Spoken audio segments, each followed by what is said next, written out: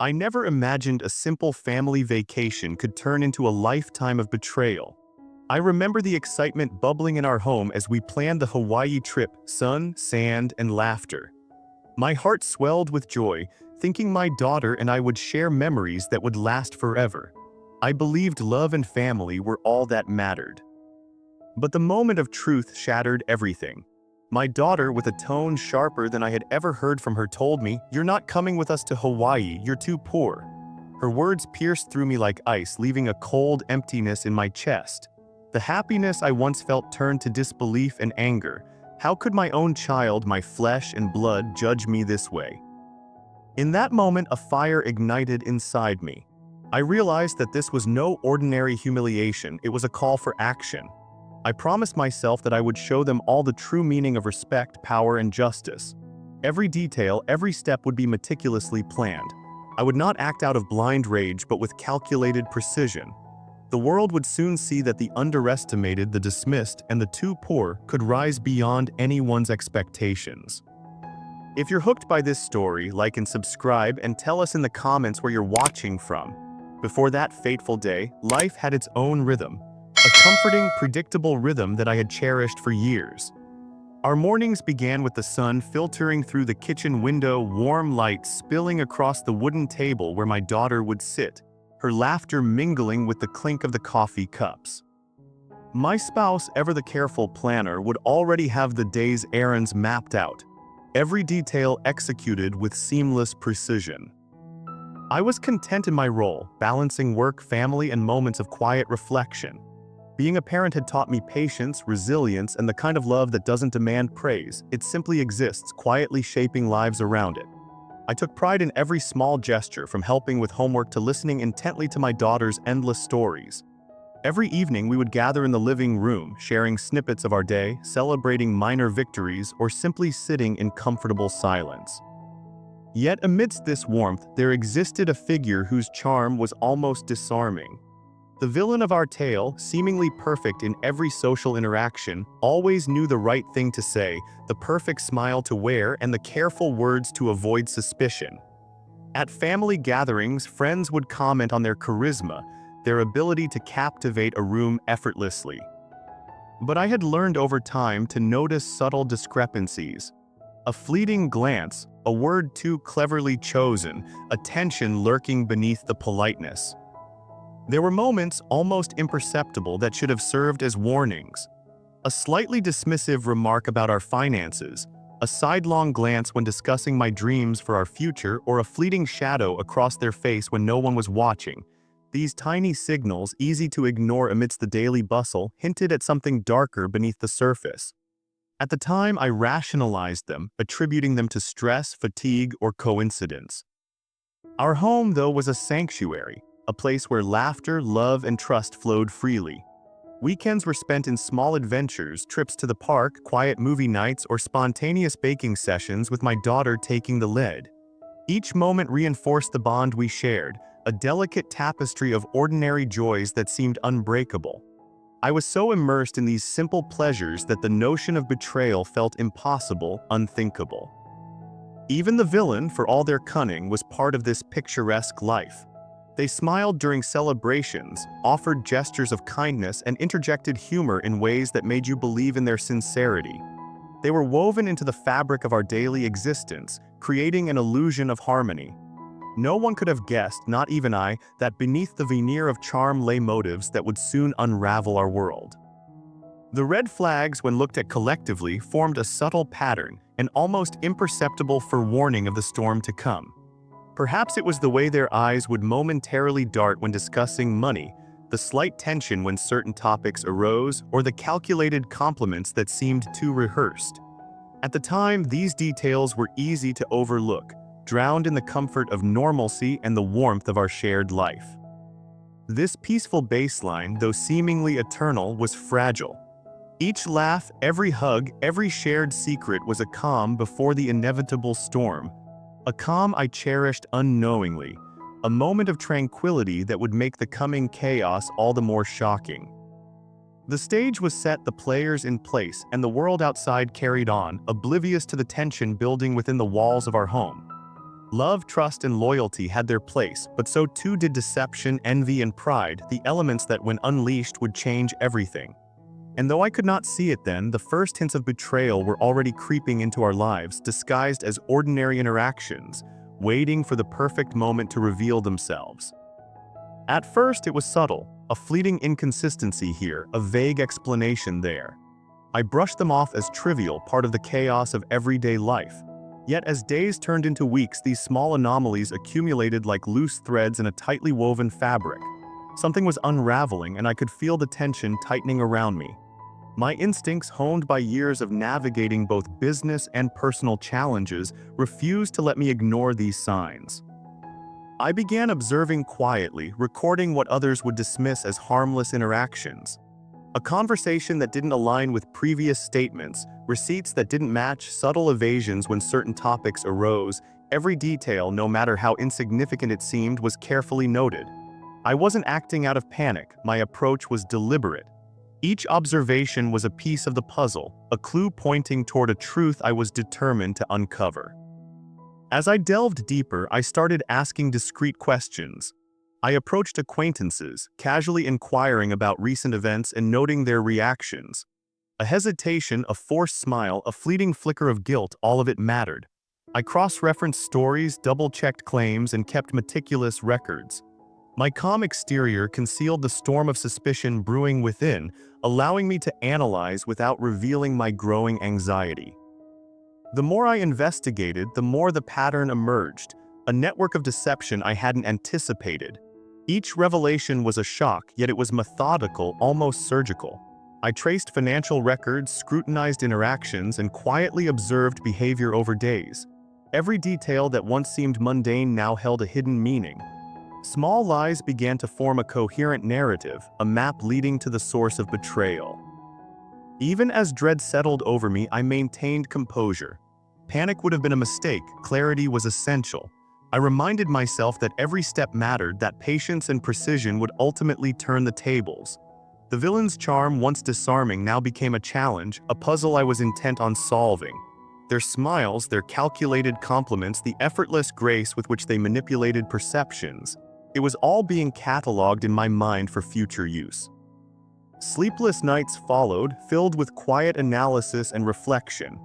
I reviewed conversations, revisited past incidents, and compared behaviors across different contexts. Each anomaly, no matter how minor, added weight to the growing suspicion. The calm household I had once taken comfort in now felt like a theater, the shadows hiding motives I could only begin to uncover. The anxiety was tangible, but it fueled rather than paralyzed me. Every overlooked detail became a stepping stone toward clarity. I was meticulous, deliberate, and unwavering.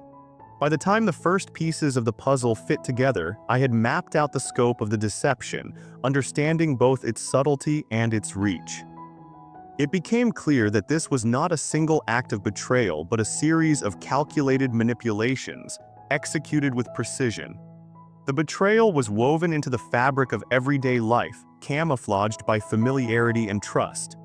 Yet, by observing quietly and thinking methodically, I had begun to untangle the threads, seeing patterns where others saw only coincidence. Despite the growing sense of dread, I remained committed to justice rather than impulsive revenge. Every action I planned would be purposeful, every move strategic. I documented everything, creating a mental blueprint of what had occurred and what would need to happen next. My calm, collected approach contrasted sharply with the chaos I anticipated, a shield protecting both my mind and the integrity of my plan. With each discovery, the fire inside me grew, not out of hatred, but out of a desire to restore balance and prove that underestimation is often the gravest mistake one can make. The unraveling thread had exposed not just lies, but the arrogance of those who believed they could dismiss me, and now it was time to prepare for the reckoning. It began as a routine check, just a small detail I needed to verify, a record I intended to review. But the moment I uncovered the truth, the ground seemed to shift beneath me. A single report, a single number, revealed a crisis of unimaginable proportions. My heart stopped. I stared at the evidence, disbelief washing over me like a cold wave. Our family business, which had seemed stable and thriving, was teetering on the edge of collapse. Accounts were in disarray, investments had gone awry, and an entire chain of miscalculations had left us vulnerable. I could almost hear the echoes of the happy life we had built fading into uncertainty.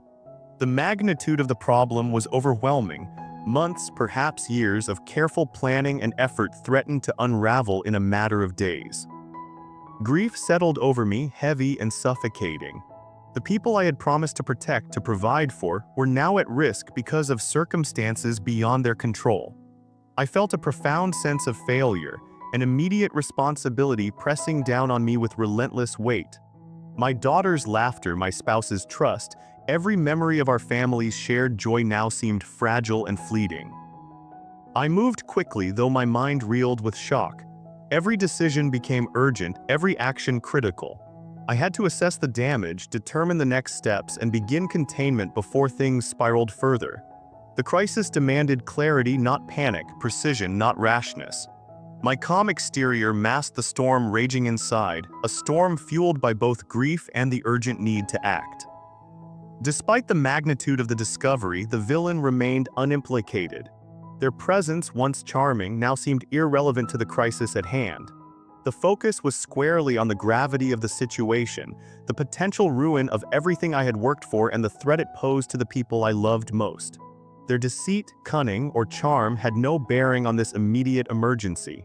This was a moment for responsibility, not revenge. I spent hours combing through the details, reviewing financial records, evaluating contracts, and scrutinizing transactions. Each piece of information offered a new layer of understanding, revealing both the fragility and the resilience of our situation. Though the weight of grief was constant, it sharpened my focus rather than dulling it. I had no choice but to act decisively, balancing emotional shock with practical necessity. The impact was not merely financial. The emotional toll of realizing the vulnerability of our family shook me to my core. Nights were sleepless, filled with plans, contingencies, and endless possibilities of what could go wrong. Every conversation, every minor decision had the potential to either stabilize or further destabilize the fragile balance of our lives. And yet, amid the chaos, a determination solidified. I would not allow despair to dictate my actions. I would rise to the challenge, confront the crisis head-on, and ensure that those I loved were protected. This was not about revenge, not yet. It was about survival, responsibility, and the preservation of what truly mattered. The contrast between shock and clarity was stark. Internally, I was devastated, my mind racing with grief and disbelief. Externally, however, I moved with purpose, taking careful notes, prioritizing actions, and mapping out a strategy. The situation demanded my full attention, every ounce of energy and intellect applied to stabilizing what had been threatened. By the end of that day, though exhausted and emotionally drained, I had begun to regain control. I had identified the key areas of concern, delegated tasks to trusted allies, and started implementing immediate corrective measures. The villain remained in the background, their role insignificant in this moment of crisis. The focus was unrelentingly on the preservation of family, business, and the life we had fought so hard to build. I knew, even as I worked tirelessly through the night, that this was just the beginning. The devastation revealed more than just financial vulnerability. It exposed weaknesses in trust, planning, and resilience. Yet within that realization lay a spark of hope.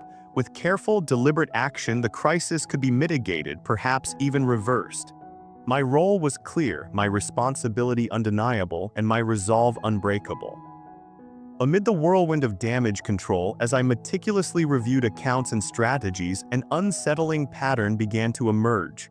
Certain transactions, certain decisions simply did not align with the rest of the records. At first, I assumed error or oversight. Mistakes happen, especially under pressure. But the more I dug, the more it became clear this was not an accident, it was deliberate. I traced the anomalies back to their source, cross-referencing emails, messages, and documents. Each revelation added weight to a growing suspicion that I had long feared but hoped was unfounded. There, hidden within seemingly innocent files, lay undeniable proof of the villain's complicity. They had not merely allowed the crisis to unfold, they had orchestrated it. Their charm, their smiling exterior, their carefully constructed facade of trustworthiness, all of it had been a mask for deception, manipulation, and greed. Shock was replaced by a cold, burning anger. The grief I had carried, heavy and suffocating, transformed into a righteous fury. Every sleepless night, every painstaking effort to save what mattered, had been jeopardized by someone I had once tolerated, even trusted. The betrayal cut deeper than financial loss. It cut into the very fabric of trust and family bonds. I confronted the evidence systematically, documenting each act of treachery. Their fingerprints were unmistakable, the transfers timed to maximize damage, the subtle misdirection to conceal involvement, the careful coordination to remain above suspicion. It was a web so intricate that it would have fooled anyone but not me, not now. My mind raced, plotting each move with precision. Anger, yes, but not blind vengeance. This was strategy, the calculated orchestration of justice. Every action I would take from this point forward would be deliberate, designed not just to expose the villain, but to reclaim what had been taken. The stakes had never been higher, and I felt a renewed sense of purpose, an unshakable resolve. Even in the midst of this discovery, I remained focused on the crisis. The business, the family, the urgent need to stabilize everything, these were not abandoned. They were my priorities, and the villain's exposure became a parallel mission. Justice would not compromise survival. Each day, each decision, every communication was carefully measured, balancing immediate action with long-term consequences. The villain, once untouchable, now appeared vulnerable under the light of truth. Their charm no longer shielded them. Their cunning, once a weapon, became the evidence of their downfall. I realized that this betrayal was not just personal. It was a lesson in vigilance, awareness, and the importance of trusting intuition over appearances. As I processed the revelations, I could not help but think of the moment I would confront them, not with impulsive anger, but with undeniable proof. This confrontation would be not only a reckoning for past actions, but a statement of strength, resolve, and the refusal to allow manipulation to succeed. The CTA midsection mention Cairo. If you're captivated by this story, like, subscribe, and comment where you're watching from. And remember, our next part will take us from New York to Cairo, where the story's twists become even more intense. The sense of betrayal fueled every subsequent action. Each choice was now guided by clarity, vision, and the certainty that the villain's deceit would no longer go unpunished.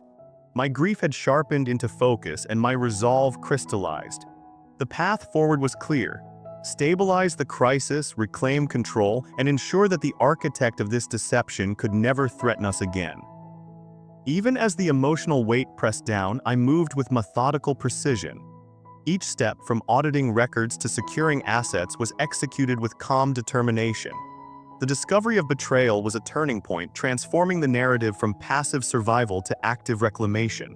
I was no longer merely reacting. I was taking command, steering the course toward justice, and preparing for the inevitable confrontation. Once the betrayal was fully revealed, I knew that emotion alone would not suffice. Rage, though powerful, is fleeting. Strategy, however, lasts. I retreated to the quiet sanctuary of my study, a place where focus and intellect could turn fury into precision. Every thought, every calculation was now dedicated to a single purpose: dismantling the villain's carefully constructed facade and ensuring justice was served. My mind, trained over years in engineering logic and legal analysis, became a tool of relentless planning. Each action, no matter how minor, was mapped and sequenced with meticulous care. I listed the vulnerabilities first: financial dependencies, social connections, personal habits, and legal loopholes. Then I identified the resources at my disposal: trusted allies, documented evidence, timing, and psychological leverage. Step 1 was observation. I needed to understand every predictable move, every routine the villain relied upon. I studied their patterns, cataloging each decision and interaction, noting where influence could be applied and where exposure was possible. No detail was too small, every minor misstep could become a cornerstone of strategy. Step 2 involved research. I immersed myself in legal documents, past contracts, and regulatory guidelines.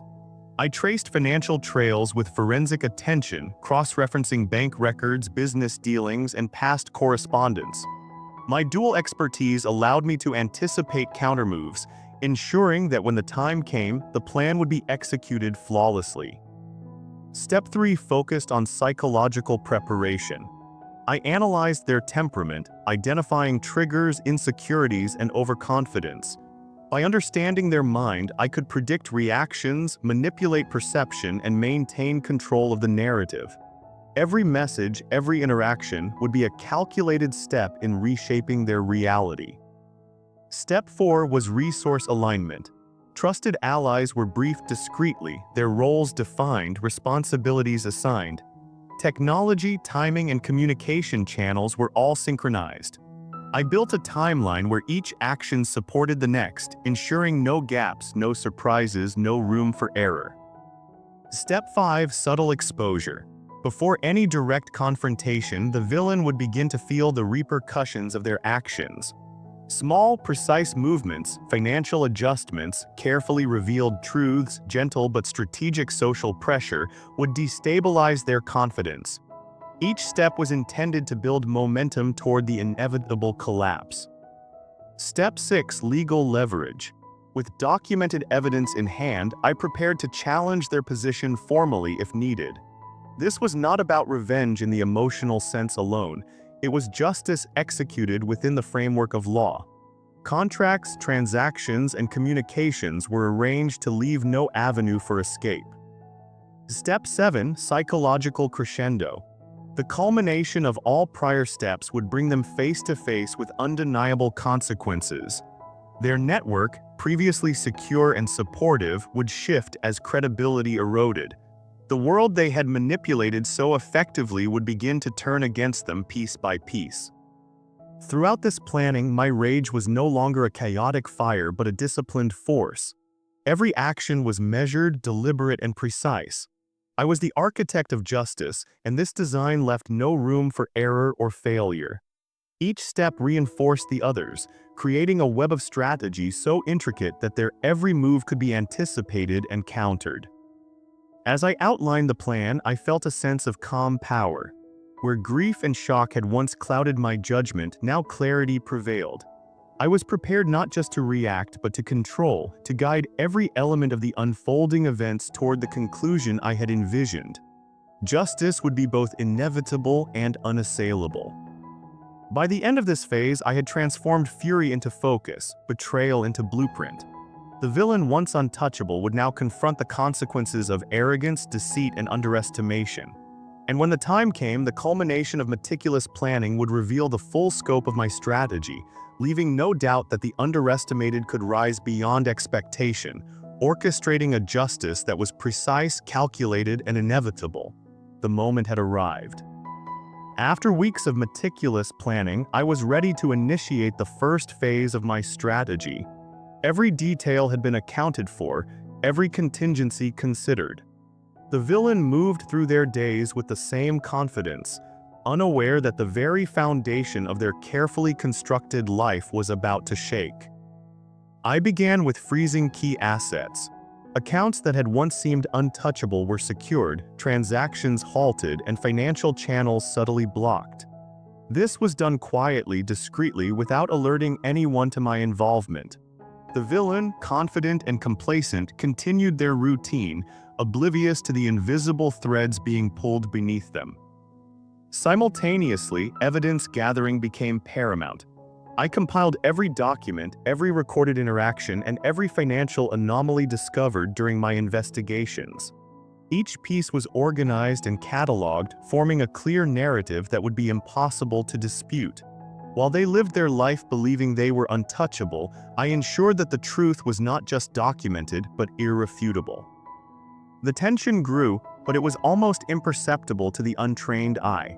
Minor obstacles and unexpected changes in routines were introduced deliberately, small strategic disruptions designed to sow uncertainty without revealing their source. The villain began to feel subtle pressure, small inconsistencies that they attributed to chance.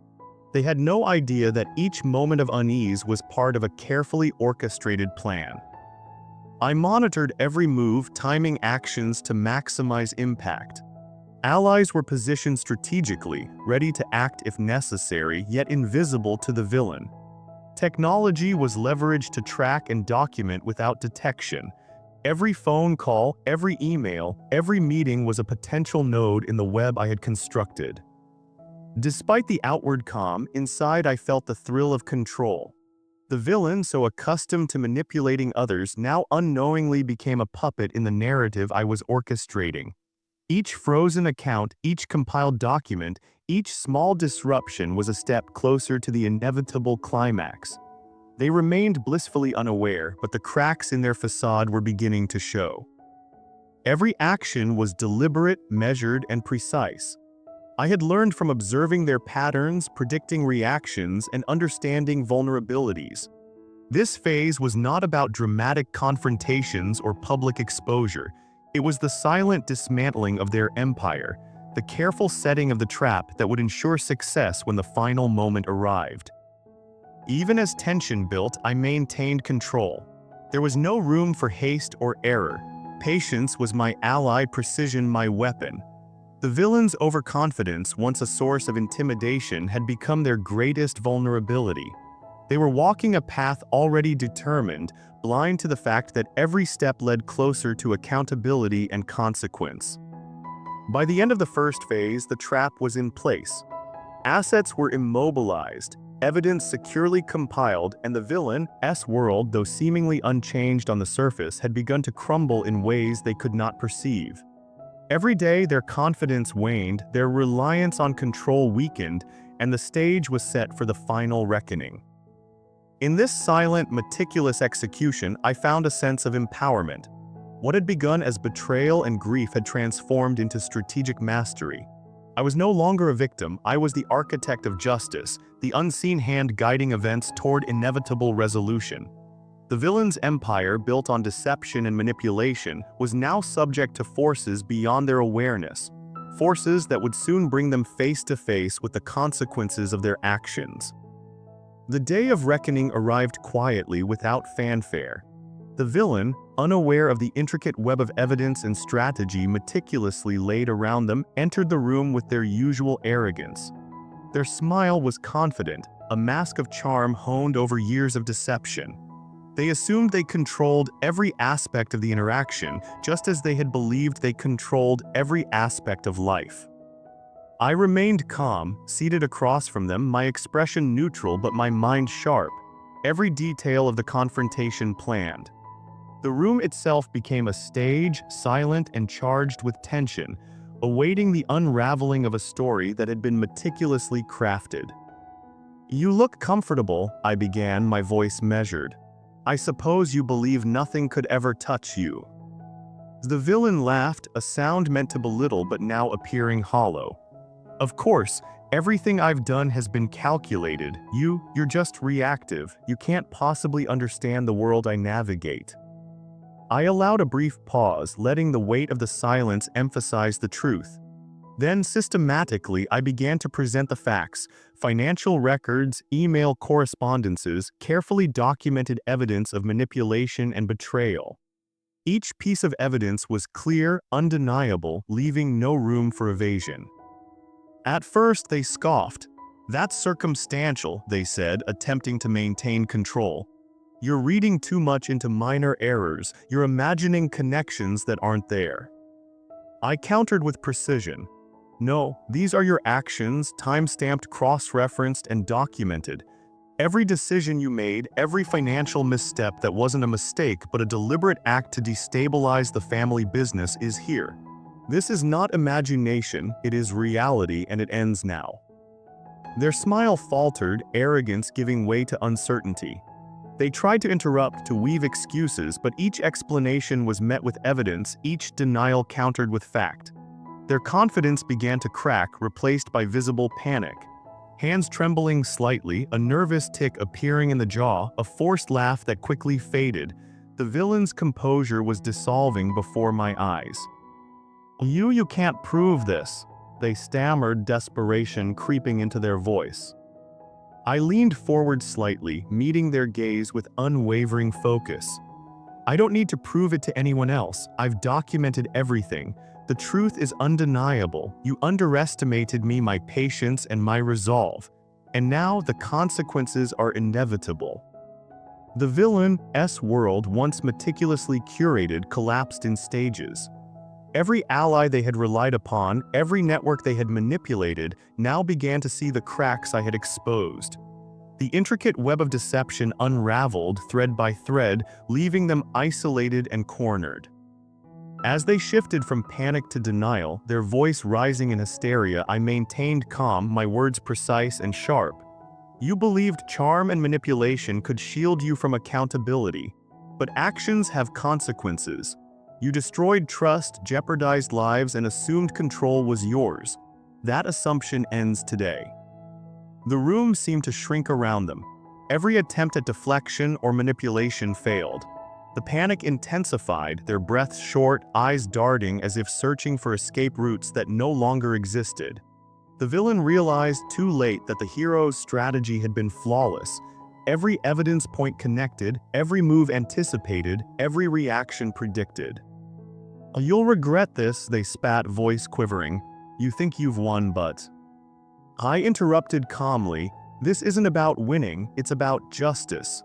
Every step you took to harm my family, to destabilize what we built, has been accounted for. The reckoning isn't personal, it's inevitable." The emotional catharsis for the audience was palpable.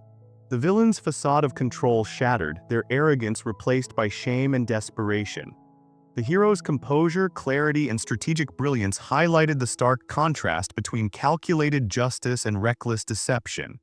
Every line of dialogue, every piece of revealed evidence, amplified the tension and satisfaction for the audience, offering a release of built-up emotion.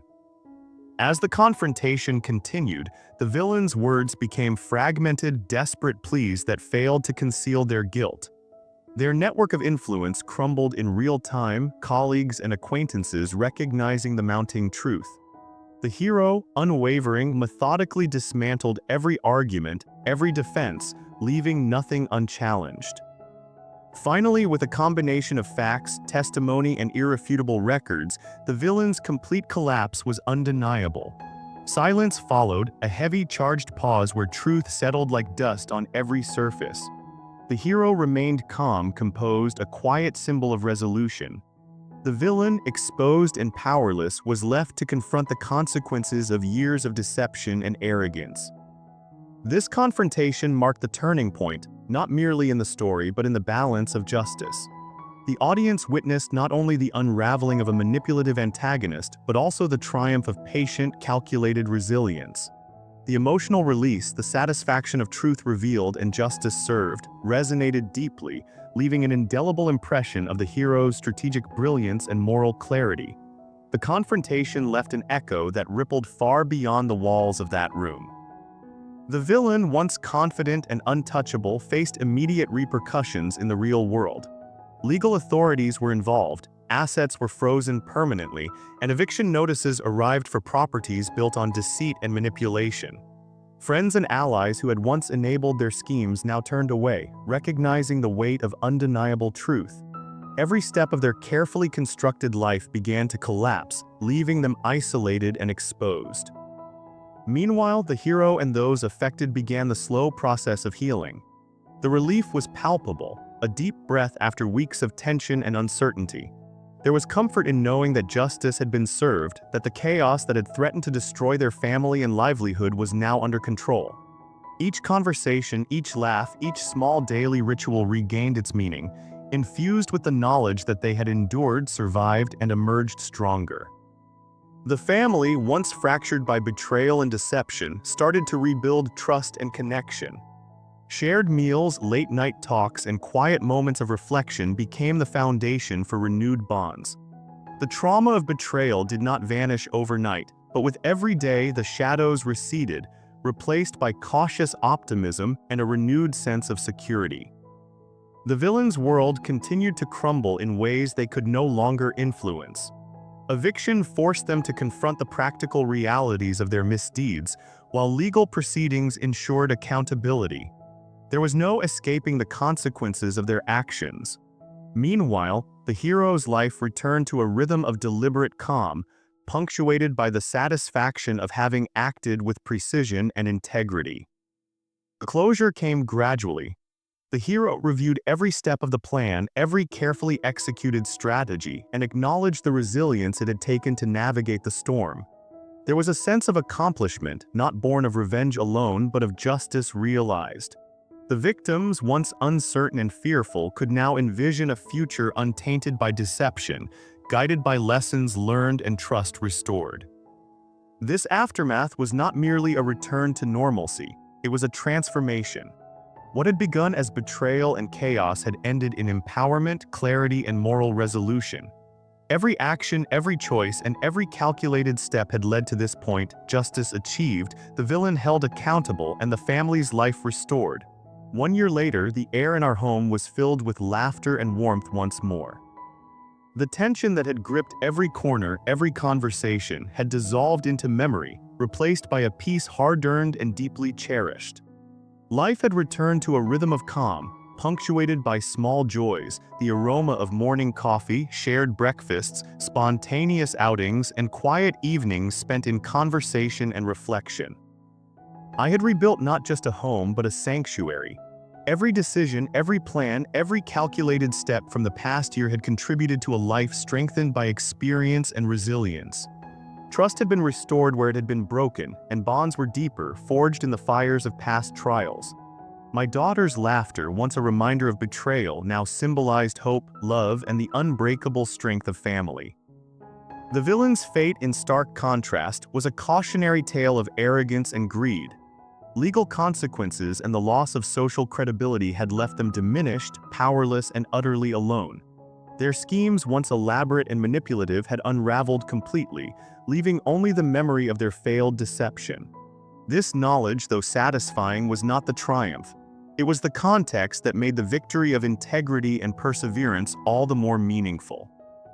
In our peaceful days, I often reflected on the journey from betrayal to resolution. The lessons were many: vigilance, patience, courage, and the relentless pursuit of justice. Each moment of hardship had been transformed into a stepping stone toward resilience, a reminder that even in the darkest times, clarity, strategy, and determination could restore balance. As a family, we celebrated our victories quietly but profoundly. Simple moments, a shared meal, a weekend outing, a spontaneous trip held the weight of triumph.